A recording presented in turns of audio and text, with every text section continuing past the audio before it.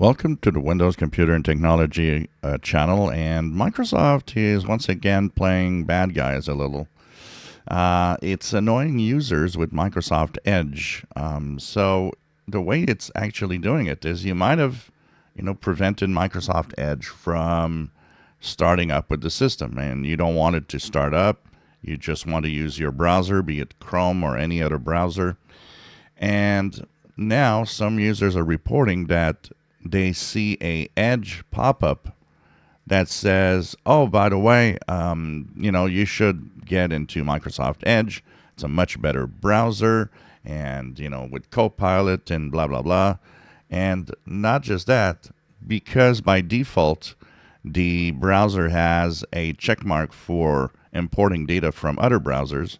It'll take the time to actually import data from your browser, either Google Chrome and so on.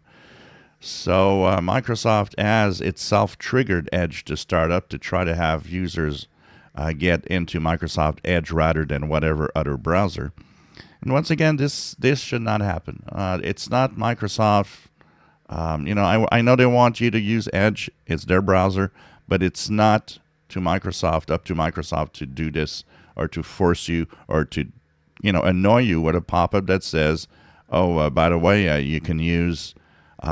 Edge and blah, blah. But even worse, not only are you doing a pop-up that annoys people that don't want to use Edge, it also is stealing your favorites and cookies and stuff from your browser, your favorite browser.